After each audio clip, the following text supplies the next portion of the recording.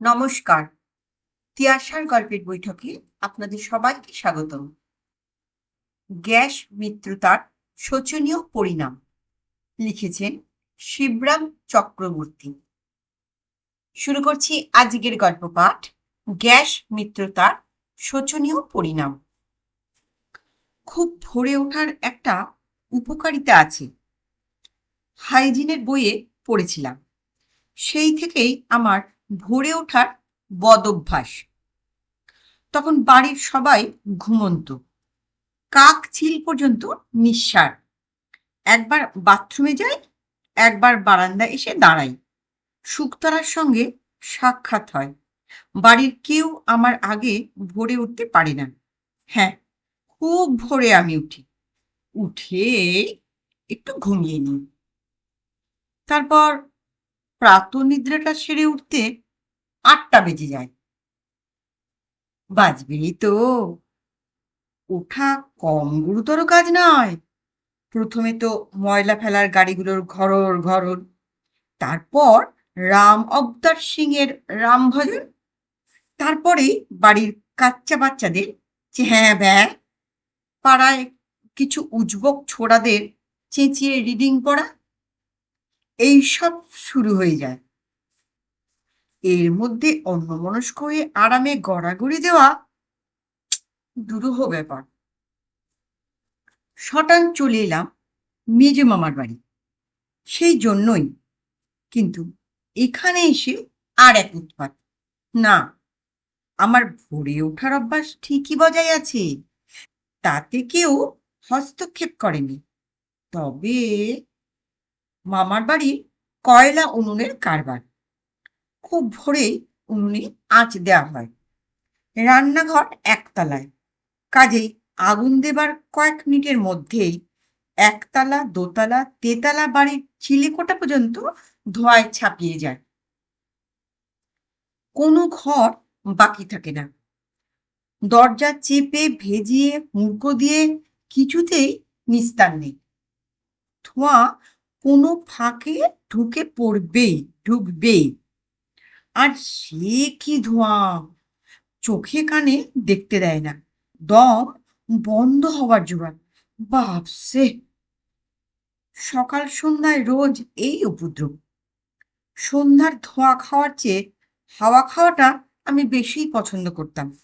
কাজেই বাইরে বেরিয়ে পড়তে কোনোদিন দ্বিধা করিনি।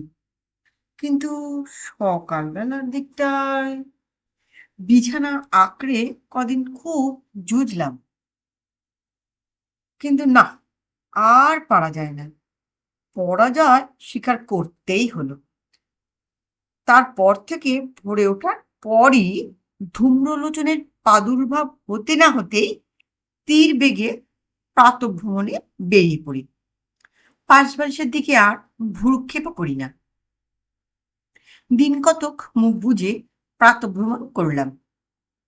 কিন্তু কাহা তো কার শোয়া যায়? হলোই বা ভোরের হাওয়া। একদিন মেজমামাকে মুখ ফুটে বলেই ফেলি, জানেন, কয়লার উনুন ভারী অস্বাস্থ্যকর।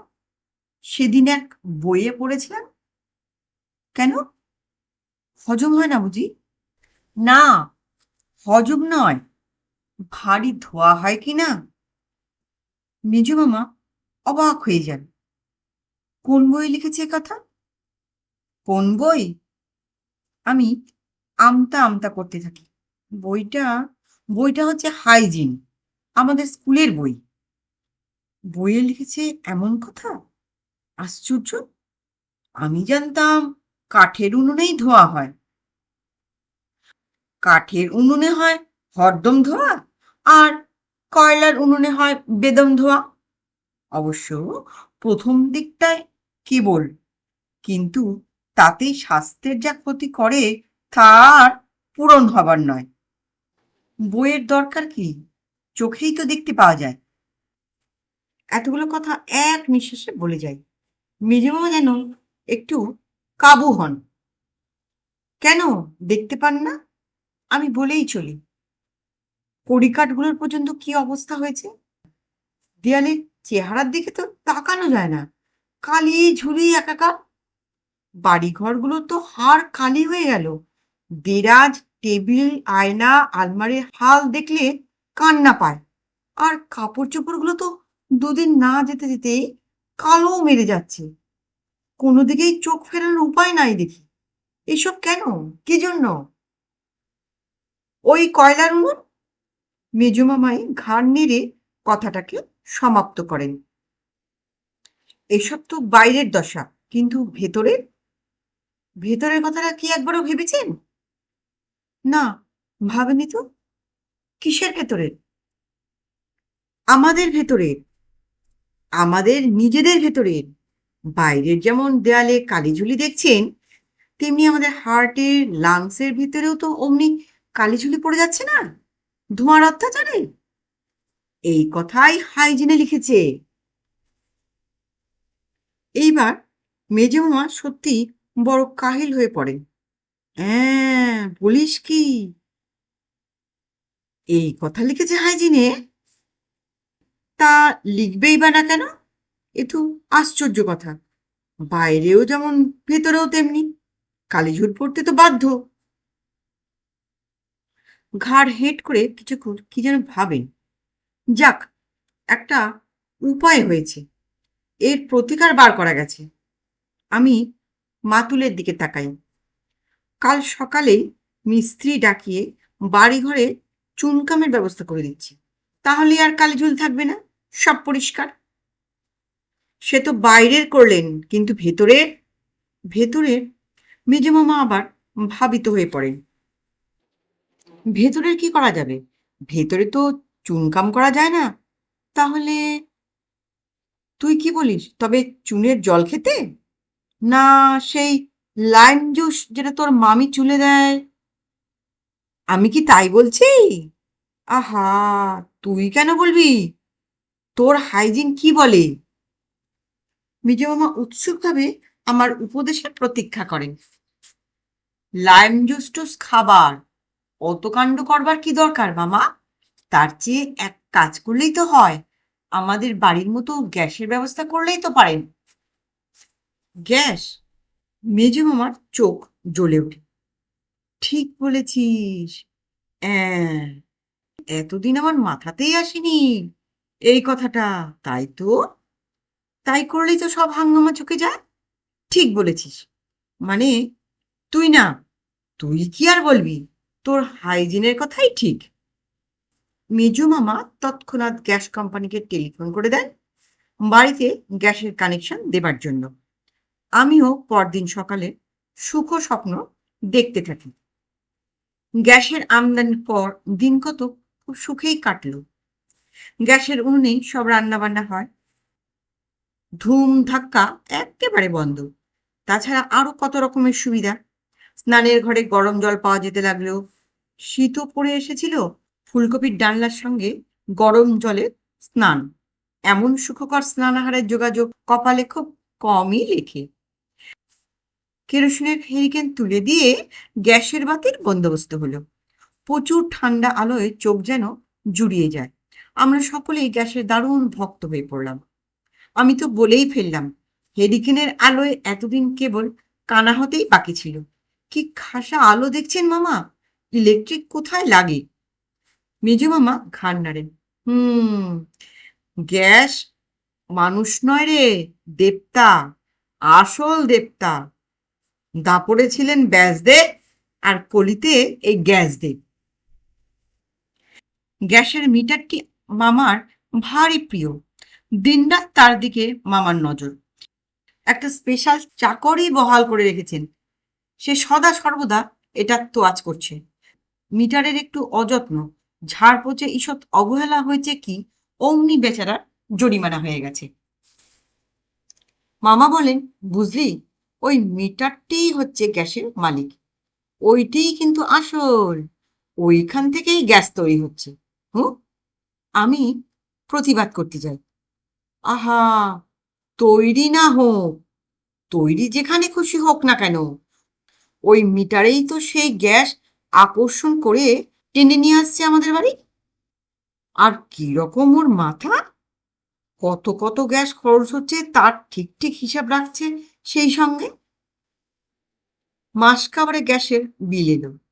এমন কিছু নয়, কয়লা বা কেরোসিনে যা খরচ হয় তার চেয়ে কিঞ্চিত বেশি হয়তো, কিন্তু তেমনি আরামের দিকটাও তো বিবেচনা করার।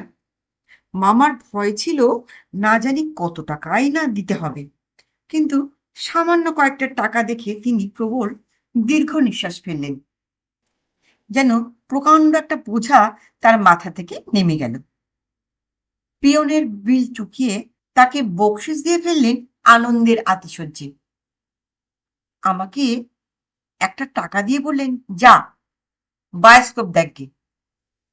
ভাগ্নেরা প্রায় হাদা হয়, তুই সেরকম হাদানোস। তোর বুদ্ধিতে না, তোর আর কি বুদ্ধি, তোর ওই হাইজিনের বইটার বুদ্ধিতেই বলতে হবে। তা সে যাই হোক, গ্যাসটা নিয়ে আসা মন্দ হয়নি, বল। বায়োস্কোপ দেখে ফিরে দেখি মিটারের গলায় গোড়ের মালা ঝুলছে।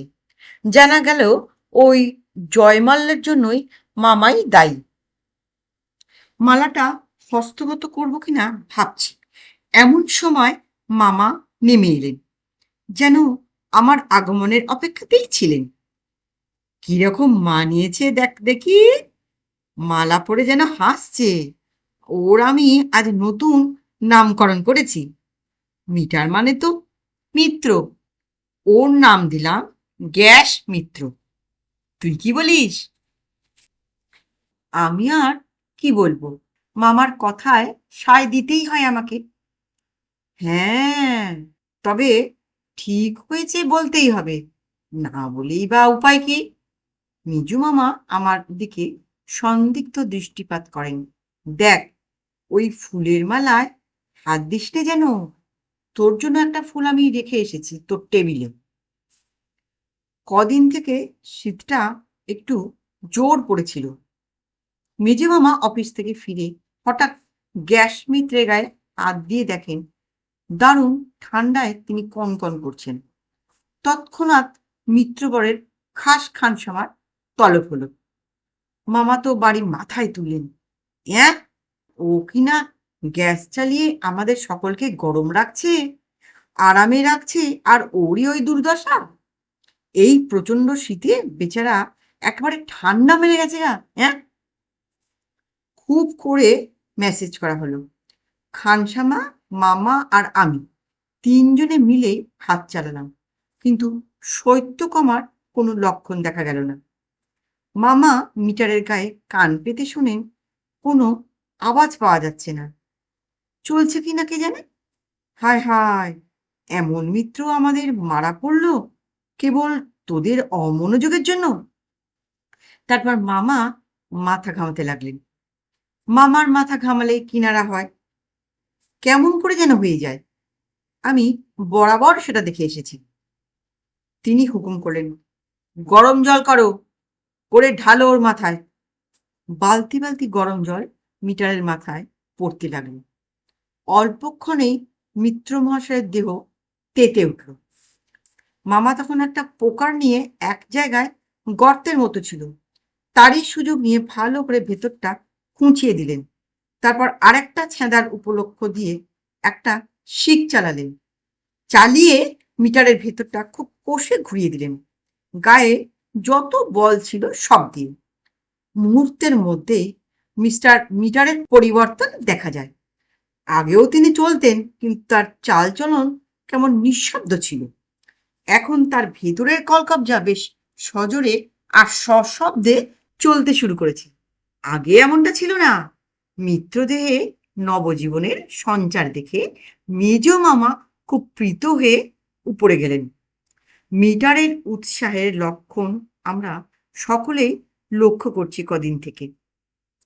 তার ভিতরে যন্ত্রপাতি প্রবল উদ্যমে চলছে। বাড়ির সব জায়গা থেকে মিটারে আওয়াজ শোনা যায়। মেজ মামাও ভারী খুশি। মিত্র মহাশয়ের ব্যারাম তিনি চিকিৎসা করে আরাম করেছেন। মাস খাবারের যথারীতি গ্যাসের বিল এলো। গ্যাসের বিল দেখে তো মামার চক্ষু স্থির, আমাদেরও চোখ ছানাবড়া হয়ে গেল। মেজ মামা নাকি এই মাসে 15 লক্ষ ফিট গ্যাস পুড়িয়েছেন, এবং সেজন্য তার কাছে গ্যাস কোম্পানির পাওনা হয়েছে 1.5 লক্ষ টাকা।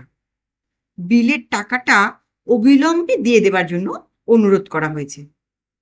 মেজমামার মাথার সব চুল খাড়া হয়ে উঠল এবং তার মাথার চুল নামার আগেই মেজমামি ফিট হয়ে পড়লেন। 15 লক্ষ ফিটের পর আর 1 ফিট বাড়ল। মানসিক অঙ্ক কষে আমি হিসাব করলাম, 1.5 লক্ষ টাকা।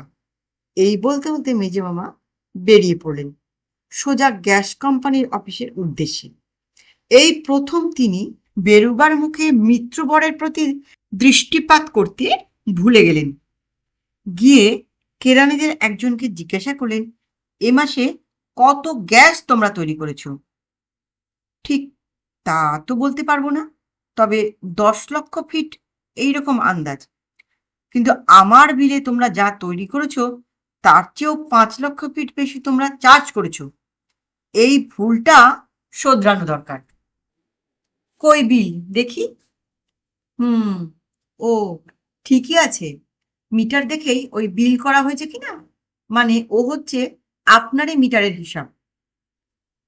তা বলে তো যা গ্যাস তৈরি হয়েছে তার বেশি আমি কখনো খরচ করতে পারি না। তার আমরা কি করব? মিটারের হিসেবে কখনো ভুল হতে পারে কি? কেরানিটা সবিনয়ে জবাব দেয়, বৈজ্ঞানিক সত্যের উপর তো আমরা কলম চালাতে পারি না, আমরা মিটারের উপরেই নির্ভর করি। মিটার যদি বলে আপনি 15 লক্ষ ফিট গ্যাস পুড়িয়েছেন, তবে তাই পুড়িয়েছেন নিশ্চয়ই। এমনকি যদি আমাদের সে মাসে 1 ফিট গ্যাসও না হয় তবুও। মেজমামা বলেন, বেশ, আমিও সোজা পাত্র নই। আমার নাম অবিনাশ মিটার। যা ন্যায্য পাওনা তোমাদের তাই আমি দেব, তার বেশি কানাকড়িও নয়।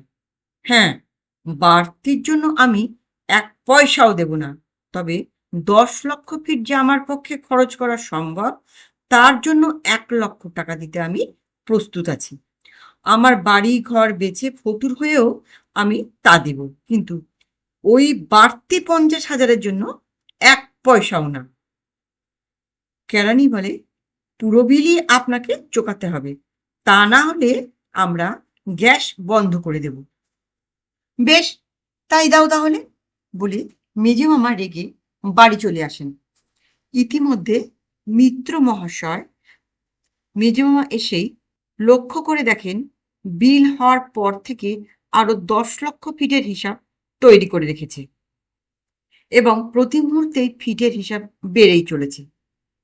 যেরকম মিনিটে মিনিটে হাজার হাজার টাকার অঙ্ক বাড়ছে, তাতে আর কিছুদিন চললে গ্যাস কোম্পানির কাছে তার দেনা গত মহাযুদ্ধের সম্মিলিত শক্তিরা মিলে যা ঋণ করেছিল তার সীমা ছাড়িয়ে যাবে বলে তার আশঙ্কা হচ্ছে। মেজমামার মেজাজ গেল ক্ষেপে। তিনি এক লোহার ডান্ডা নিয়ে এসে বলা কওয়া নেই দুধদার করে মিটারকে পিটাতে শুরু করলেন। যতক্ষণ ওই পদার্থ নিতান্ত অপদার্থে পরিণত না হলো ততক্ষণ ওকে রেহাই দিলেন না। তারপর ওই জড়পিণ্ড ভূতপূর্ব গ্যাস মিত্রের খানসামাকে দিয়েই বাড়ি থেকে বহু দূরে রাস্তায় চৌমাথার ডাস্টবিনে ফেলে দিয়ে আসার ব্যবস্থা করলেন। তারপরে তিনি স্বস্তির নিঃশ্বাস পেলেন। পরের দিন থেকে আবার সেই ধূম্রলোচনের প্রাদুর্ভাব। নমস্কার, গল্পটা কেমন শুনলেন? গল্পটা যদি ভালো লাগে অনুগ্রহ করে একটা লাইক করতে ভুলবেন না।